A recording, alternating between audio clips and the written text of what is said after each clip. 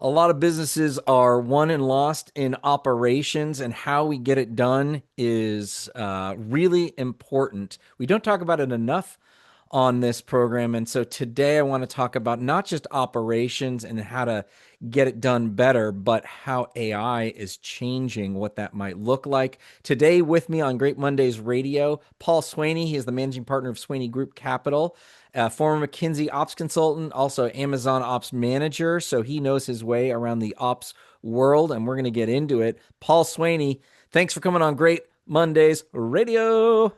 Yeah, super good to meet you, Josh. Very happy to be here. All right, so let's just quickly do a one ops 101. When we're thinking about, or when you're thinking about an organization that you may buy, you're evaluating, you have purchased, and are working through, what are you looking at, and where are the biggest problems that you typically see, and uh, incorporate, is I know that culture is a major part of how you think about this. So make that link for us. Yeah, so look, in a 2 hour factory tour, I can tell you 75% of where the culture is going to be. It's everything, the fingerprints of culture everywhere. How clean is a factory? Are they wearing their personal protective equipment? What metrics are they looking at? And so I could do like a light sweep and then, rough cut say, hey, there's probably a 10 or 12% cost opportunity here. Can this place handle more capacity or more demand? And then it's not dispositive as far as like getting it down to a decimal point, which most private equity professionals like to do. That's But right. you can directionally say, uh, you know, go, no go, is there room to work here? Mm-hmm. Right. And Mm-hmm. so, but that's all based on culture, because like the culture is literally what you'll tolerate or what your standards are. Yep. Right. And if you've Yep. got like missing updated metrics on the board, or you got a screwdriver or a broom laying next to the spot where the broom's supposed to be hung, that tells you way more than just that. Because normally the banker sets up the tour, and if they didn't even clean their house up when guests come over, it's actually a lot bigger problem. Yeah, I this is so interesting. I'm actually going to a factory tour for a client in a couple weeks, so I'm really interested. This is not something that I have really done before, so to hear that is really interesting. And what I'm reflecting on is you have where in, let's say, a corporate environment, in order to get a sense of what the culture is, you got to kind of talk to people and maybe kind of hang out a little bit. But with the factory environment, you literally see the physical symptoms expressed on the factory floor. 100%. It's like there's two kinds of your buddy's garage. There's the organized epoxy floor, and then there's he can't find his Allen wrenches, right? Yeah. And that speaks a lot because the guy that has the epoxy floor with all the tools in the right spot gets a project done faster. But if you can have the conversation, that helps even more.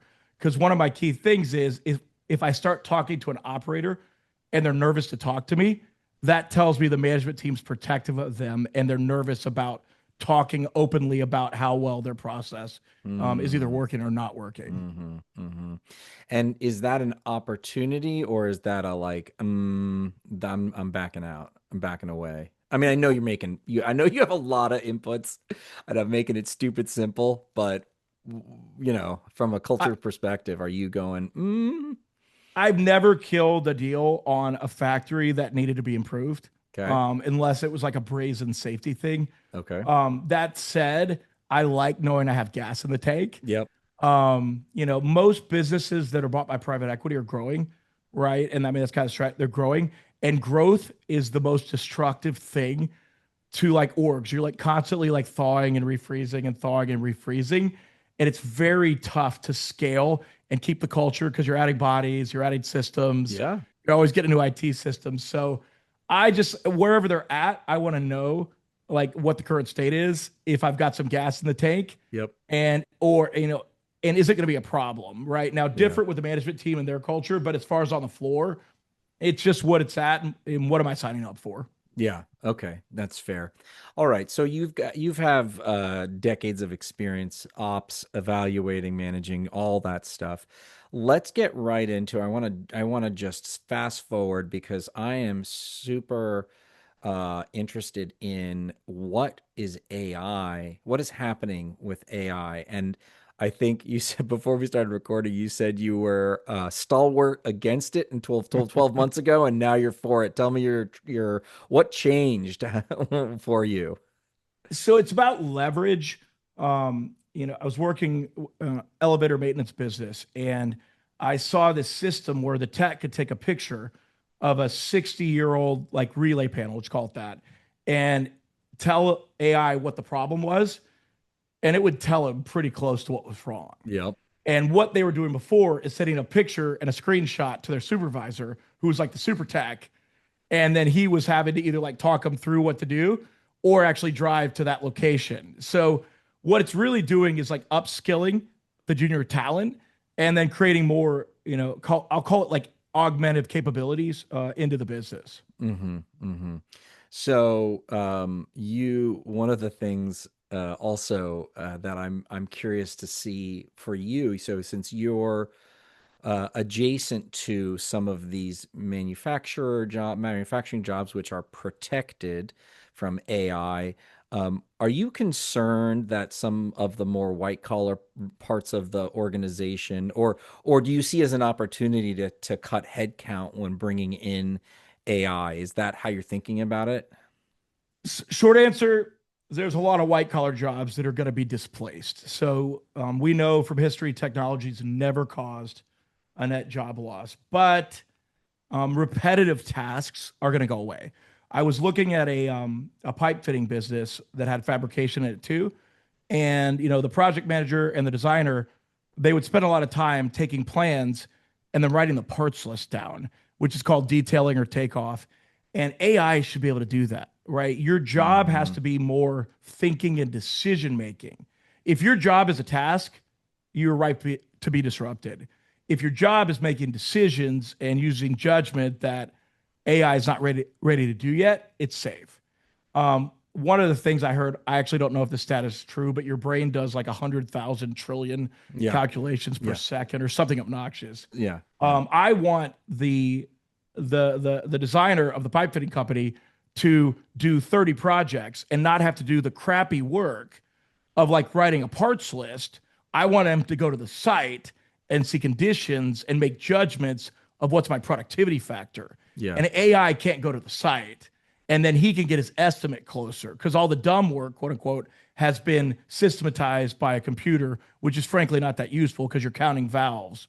I don't know. Is that making sense? Yeah, it is. And I was listening to do you know Michael Pollan, the author? Yeah. Yep. So he's recently come out with a book about consciousness and he's thinking about it. And one of the things that I noticed he said was that where it's not everything's not automated, the social aspects of what our brain does. There's a lot that our brain does that is automated. And there's always okay, I'll just take a little side route here.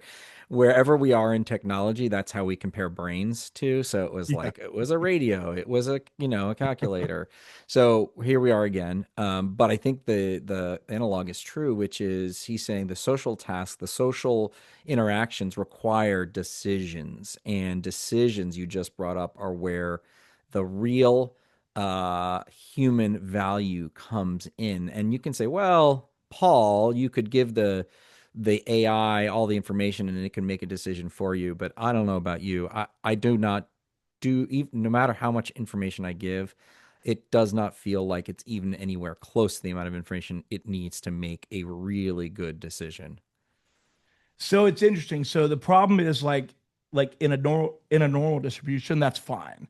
But what if you're assessing a company that just had a fatality, right? And Mm. is the safety culture bad? Is Can you look at that in the data? Maybe they only had like no injury, no injury, no injury, no injury, and then they got this like not black swan, but this like long tail risk event. Yeah. Like you can't code a model for that yet. Yeah. So how do you make the decision whether to invest or whether to decline, right? Because it's an infrequent occurrence, high severity problem, and that takes human judgment to either and say, hey, I'm going to accept this or not. Like by definition, risks are not mitigatable. So like you have to decide is this a deal breaker Does I take the price down? Yeah. Do I own it? Do I bring in Yeah. the top safety guy I've ever met in the world? I would not outsource that decision to any of the top tier AIs right now. Yeah. Yeah.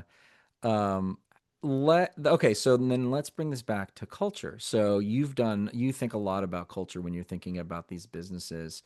Um, do you have a sense yet of what what kind of attributes a culture needs to, or you need to sort of build into a culture in order to best leverage or do these lever, let's say best use AI? Is there do you have a sense yet? Again, early days, right? Everybody's just like all the tech and just please use it, right? I know. So I'm pushing you to look out a little further than maybe even you're comfortable with. What are you seeing here as far as like how to organize, incentivize, help people really understand what's happening in order to get AI to do what it's best for? So it's interesting. Haven't thought about it, but I'll think about it now. So it's easier to convert someone that's already using a product to your product than to convert a non-user to be a user, just like generally. Um, that said, the most opportunity is for the non-users, right? So as I think about this, I like the easiest way to put it in would be in like a tech-centric company Yeah. that's tech-enabled. But in an acquisition we recently did, they're taking paper checks still, and AI can swoop that up very, very quickly. And when you're on the board and you're managing a company, I mean, technically you could mandate something or ratify the Yeah. strategy. You don't always want to pull that lever. No, that's Yeah, right. you just don't, right? Like you, It's it's going just to not. backfire. It's not helpful, Yeah, right? that's yeah. You're You're gonna doing end the up being opposite that. of You're what gonna you end up want. being in the chair, and you don't want to do that because you can't buy anything else. Um, the other thing too is I like doing risk-free pilots where it's like, hey, try this. If it doesn't work, I'm not gonna hit you on your comp at the end of the year. Yeah. If it does, we'll just call it good. I'm not gonna say I told you so. Yeah. So you just got to create the right incentive structures to get like an option in the business. So I just put Ramp Uh-huh. into one of the companies, which is AI expense reporting, Uh-huh. and we're going to roll out the accounts payable. And it is an order of magnitude more intuitive than any other system. And they were using manual expense processes and like Excel forms and hand sending receipts Yep. to Yep. corporate. And the CFO, I think, was like, "Yeah, we'll try this." I won't say he's unsupportive, but watching his energy level escalate when he saw what this could do and how much better it would make his life, you just kind of like got a nudge to water a little bit, I think. Mm. Um, and again, I go back to that, whether it's a one-step sale or a two-step sale, I think just create a pilot, which I like call like a mini transformation, and create a safe space for that to exist so nobody's getting pointed at, and then get like a couple of like quick hits so you can prove some level of concept, and then I think they get on board and start wanting to pull things to you. Do you ask them, and these are live questions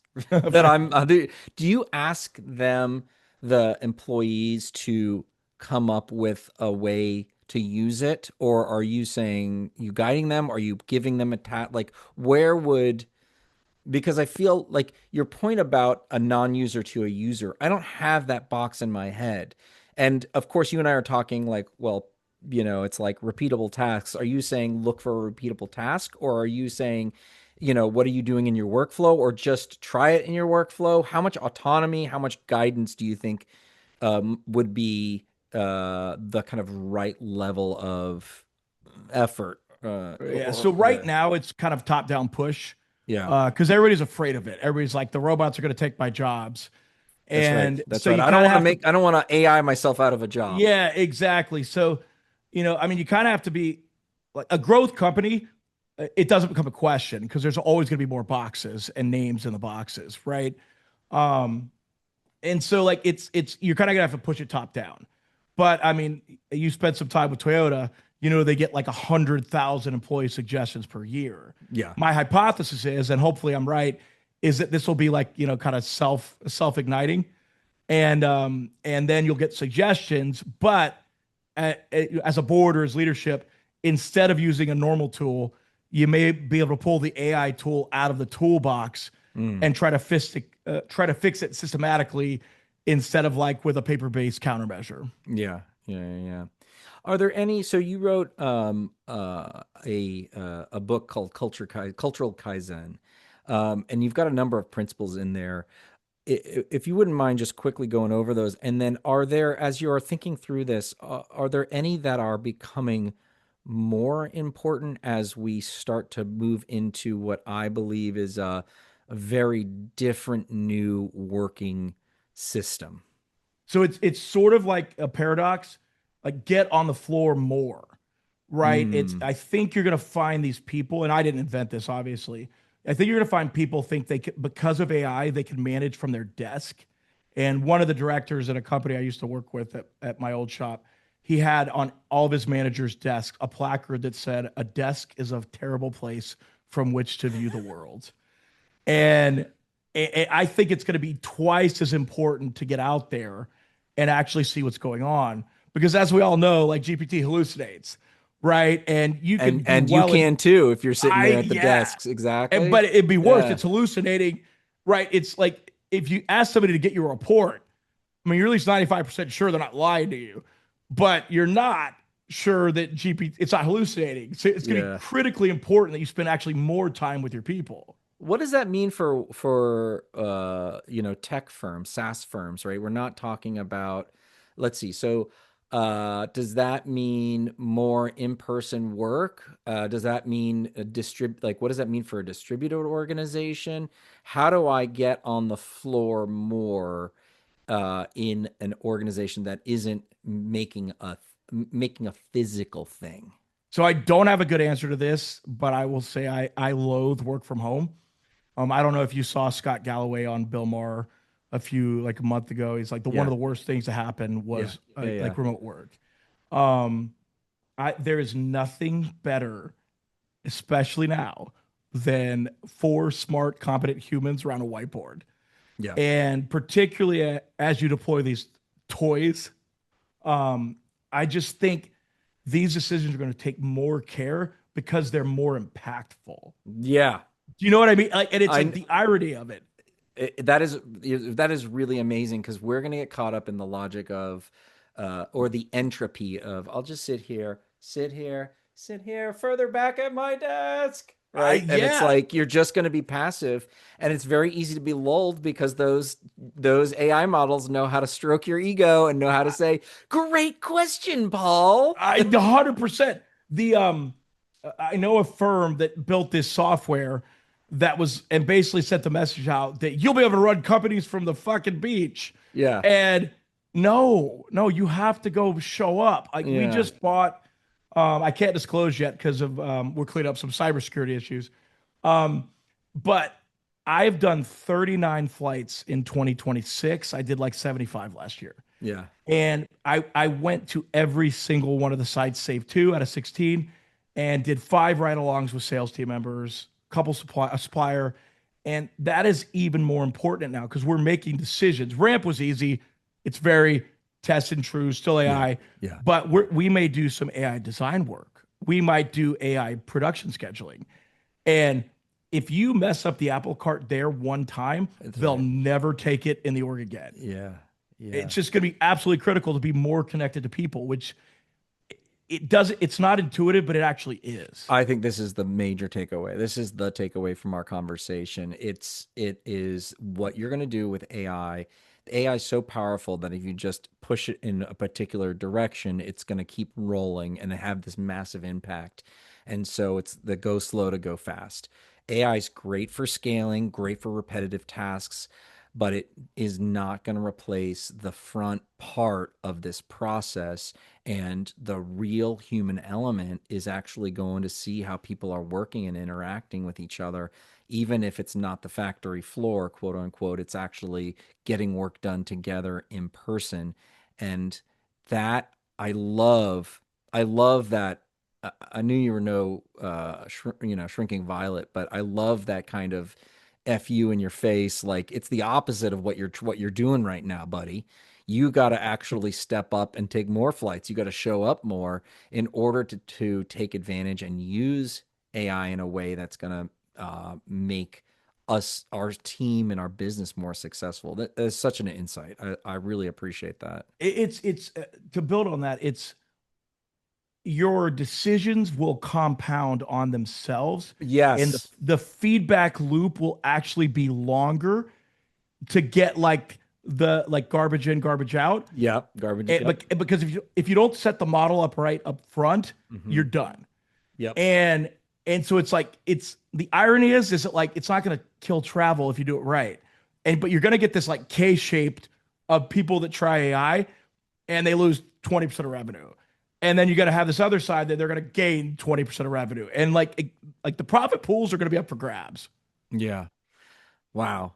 I mean, I think, we're in this moment, like so obviously everybody's making predictions about all sorts of how AI effects work, and no one really knows. And I think, these kinds of conversations this is why I'm having these kinds of conversations, which I appreciate so deeply. And we need to understand that everything is changing and take the opportunity. It's not that it's changing in a particular direction and, oh, well, we'll just let it happen. This is actually the opportunity to make work how we want it to be, form it. Like, we're going to have more opportunities, more variability and flexibility in this unfreezing moment. Everybody's being forced to change. So, uh, at least let's acknowledge that and move in the right direction. What kind of business do you want to run? What do you want to have? A small business where it's just one person doing a thing? Do you want to have a big, it's like everything's up for grabs. It is up to the imagination to actually invent what the next kind of team and how it works will look. So it's actually going to take a barrier away from scale, right? So you can run a pretty successful business now at 10 people where you would have needed 100 Yep. to eat the cost of the indirects. Yep. Right. Do you know what I mean? So like I Yep. think if you I'm making this up, you got like a social media marketing, whatever, to like really go out and successfully serve clients before you need enough client facing people, enough like doers, and then like one finance person in the back office. Like, but now you'll be able to just do that with a smaller footprint and have the same amount of impact. Again, Yeah. we're just going to do more work. We're going to do more work. We're not going to lose jobs. We're just going No. to be able to get more done. Yep. There was that famous prediction in the patent office in the 1800s. Everything's been, everything's been invented that could be the famous prediction that we're all going to, be, incredible men and women of leisure. Right. But nope, I'm here on a Friday working it's like, and that's what's going to happen. You're right. It is. I remember Guy Kawasaki in the early days talking about, let me show you how easy it is to start a business, right? So it was like 20 years ago. And he was like, go to 99 Designs, get yourself a logo, you buy Yep. yourself a website, da da da da, boom, you got it, right? And so you're actually, this is in a long lineage of do more with less. You can do, there's removing the barriers to scale and removing that friction. And so be careful where you point yourself, because that AI is going to rip you, right forward. But it's interesting because that would have cost 5K. I'm making a number up, Yeah. 5K. Yep. That's When he good. said that, you could do that for $100 now, That's right. right? You know That's what I right. mean? Like it's Yeah. so it's like Yeah. wild. It is wild. It is wild. All right. One last question before we wrap up. When you think about the future manager, what's one piece of advice that you would give to them?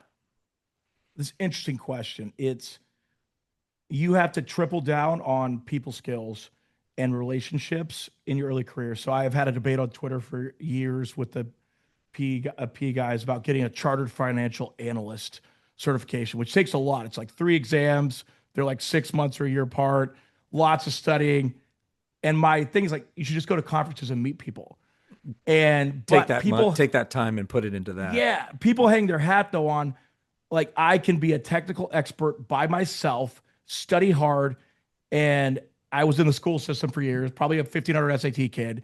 And if I just keep doing that, I'll be successful. That worked like in 2015. It's going relationships are not replaceable by AI. They're just not.